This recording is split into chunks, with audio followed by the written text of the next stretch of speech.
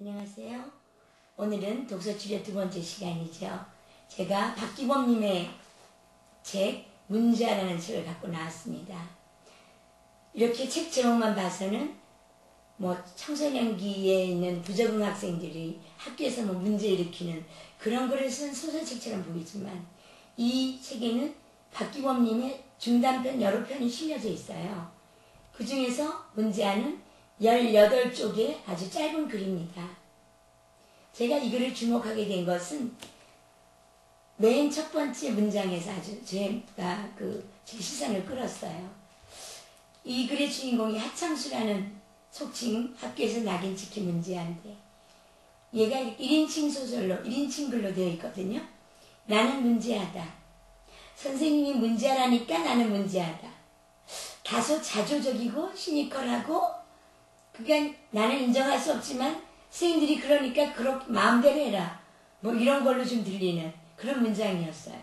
그래서 호기심이 끌려서 끝까지 읽게 됐는데 사실 키도 중간밖에 안 되고 초등학교 5학년인데 몸은 말랐고 사실 싸움 같은 것도 본인은 별로 좋아하지 않는다고 하는데 이상하게 여러 가지 이렇게 싸움에 연루가 돼서 규식이라는 아이랑 싸워서 대형 사고를 내고 그 스님들한테 더더욱 이렇게 나쁜 아이로 이렇게 속칭 찍히게 되는데요. 학교에서 보면 굉장히 가정 안에 생활 스트레스가 많은 아이들 또는 집에서 늘 부부싸움이 있거나 하여튼 긴장의 연속인 그런 환경에서 사는 아이들을 보면 학교에서 아주 사소한 일로도 싸움을 많이 벌이는 경우를 볼 수 있습니다. 참 이건 이상한 건데요. 아마 과학의 마그네틱 필드 현상처럼 내가 좋은 에너지를 갖고 있으면 계속 좋은 에너지가 딸려오고 부정적인 에너지, 근심하는 에너지 이런 게 있으면 자꾸만 그런 일이 도미노 현상처럼 일어나는 걸 볼 수가 있어요. 그래서 어쨌든 이 아이는 학교 내에서 계속 이렇게 스님들의 눈에 벗어나는 행동을 이렇게 하게 되는데 사실 이 아이 베이스가 나옵니다. 어머님은 돌아가셨고 아버지는 또 도배일을 하다가 그 집 오토바이를 타고 가다가 또 버스랑 부딪혀서 사고가 났고 생계도 어렵고 이런 정말 우리 흔히 사회 소외계층들의 어려운 삶이 이렇게 나오게 돼요. 근데 학교에서는 선생님들이 한 번이라도 그 아이의 행동의 원인을 장수야 내가 볼 땐 네가 그렇게 안 보이는데 왜 그런 행동을 했니? 이렇게 말하기보다는 행동의 결과만 가지고 내가 전생에 무슨 죄가 있어서 너 같은 애를 만났냐. 이렇게 속칭 있게 운이 없어서 너 같은 걸 만났다. 자, 이렇게 치명적인 어떻게 보면 학생들에게 정말 치명적인 자아개념을 주는 정말 너는 필요 없는 걸 더 나아가 나에게 스트레스 주고 우리 반에 필요 없는 존재라는 그런 말을 서슴지 않고 이렇게 하게 되게끔 상황이 이렇게 됩니다. 물론 담임선생님을 또 만나서 여쭤보면 정말 그런 아이 만나는 게 얼마나 힘든가 또 다른 데 다 이유가 있겠지만 저는 개인적으로 왜 우리가 리더고 지도자고 또 거기다가 남의 집 귀한 자식을 맡아서 기르는 선생님이라는 이름으로 불리울 때는 좀 반응이 남달라야 된다고 생각합니다. 예를 들어서 학생이 잘못했다.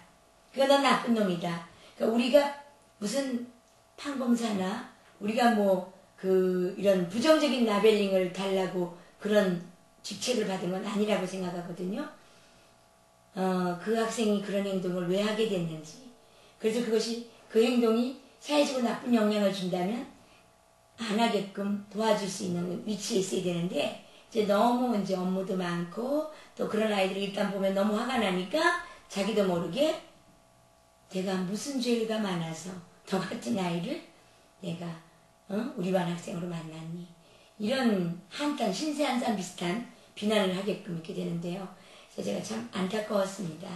그래서 항상 이런 아이들을 만나면 실제로는 왜 그랬나를 묻는 게 굉장히 중요하다고 생각해요. 왜 그런 싸움을 하게 됐는지.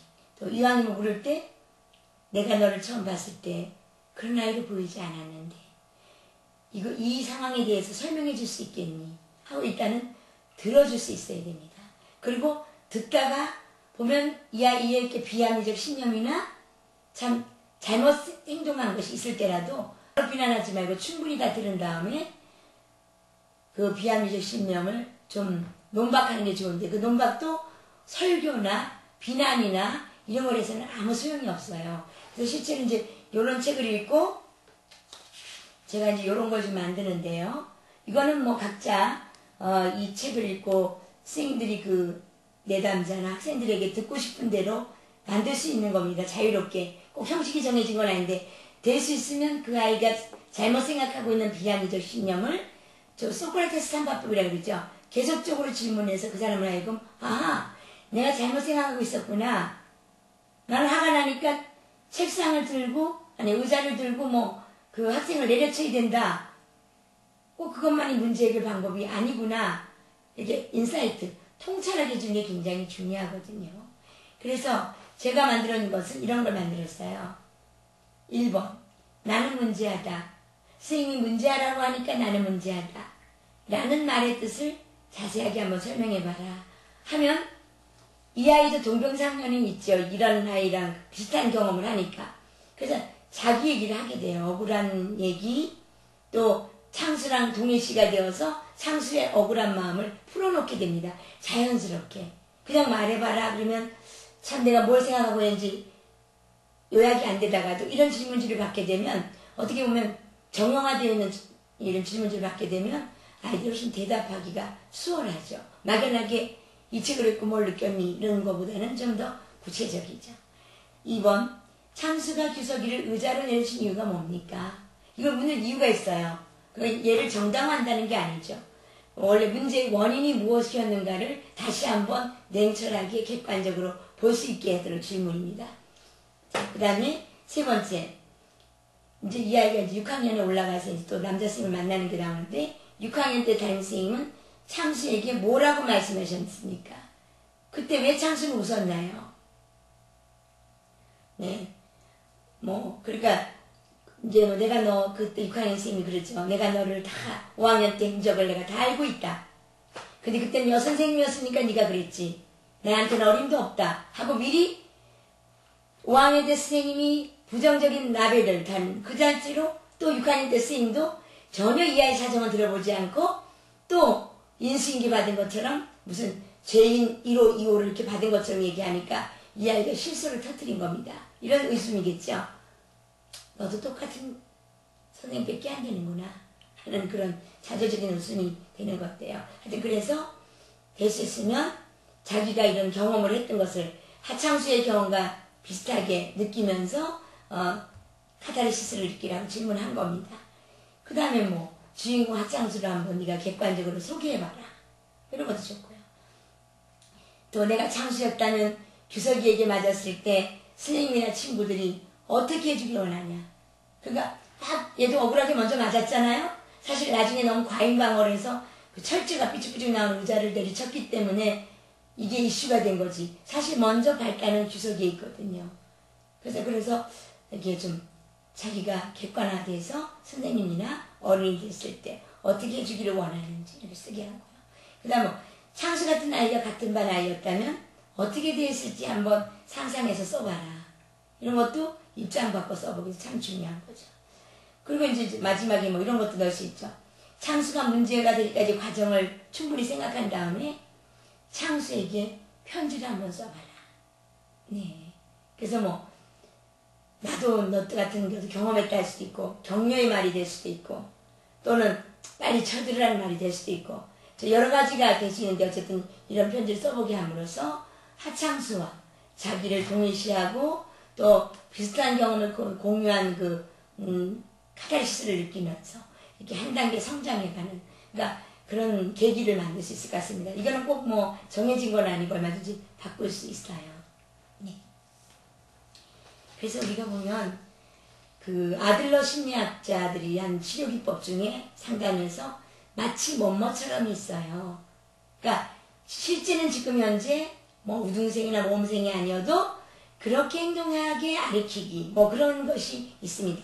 마치 뭐뭐처럼이라는 그런 기법이 있어요. 근데 그걸 꼭 내담자에게만 시킬 게 아니라 우리 교사나 우리 상담자들이 그 아이를 마치 훌륭한 어른인처럼 해주면 굉장히 효과가 좋습니다. 특히 저는 개인적으로 전년도에 선생님이 이 아이는 이렇다 나쁜 라벨이라면 저는 듣고 될 수 있으면 잊어버리려고 합니다. 안 들은 것처럼 합니다. 그리고 마치 그 학생을 전혀 과거의 나쁜 일 모르는 것처럼 신사처럼 이렇게 대하고 우등생처럼 대하고 그러면 아이들이 다른 선생님은 모르지만 자기를 이렇게 잘 대해주는 선생님에게는 다른 자아 개념, 다른 정체성으로 자기를 보이기를 바뀌어주기를 아이들이 자연스럽게 저 선생님의 기대에 부응해야지 하면서 다른 모습을 보이려고 애쓰기 때문에 어떻게 보면 행동의 변화를 자연스럽게 이끌 수 있는 거죠. 그래서 너는 과거에 나빴으니까 현재도 나쁠 것이고 미래에도 나쁠 것이라 아무도 도움이 되지 않습니다. 창원이라고 예전에 전국을 떠들썩하게 했던 정말 그 강도가 있었죠. 근데 이제 우리가 그 사람이 드디어 잡혀서 종교 지도자들이 면회를 갔어요. 그러니까 그 종교 지도자 한 분에게 이런 말을 했답니다. 내가 초등학교 때 단 한 명의 스님에게 너는 참 좋은 아이다. 너는 참 괜찮은 아이다. 라는 말 한마디만 들었어도 내가 오늘날 이렇게 되지 않았을 거라. 그런 말이 굉장히 제가 인상 깊었고 제가 굉장히 남의 집 귀한 자리를 가리키면서 어떻게 보면 신념처럼 굉장히 금기처럼 제가 갖고 있는 겁니다. 맞습니다. 흔히 사회적 흉기라고 불리는 강도나 살인범들을 보면 자라면서 칭찬보다는 욕을 먹거나 비난을 받고 그 아이 전체 인격을 모독하는 말을 많이 들은 경우를 볼 수가 있어요. 그래서 여기서 이 하창수가 나는 문제하다, 문제하라니까 문제하다. 사실 어떻게 보면 우리 아이를 일으키는 많은 부정적인 행동들이 본인의 의지가 발약할 수 있지만 환경 위에서 오는 스트레스나 어떤 양육자에 대한 불만이나 또 여러 가지 정말 원인 없는 억울함이 많지 않습니까? 누구나 좋은 환경에서 똑같이 출발하는 게 아니기 때문에 각자가 갖고 있는 그 삶의 무게들이 있습니다. 어린아이들이라도 하더라도.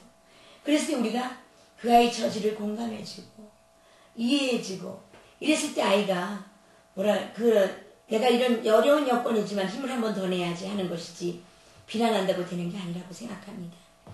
여러분 유명한 피그말리온 효과라는 거 아시죠?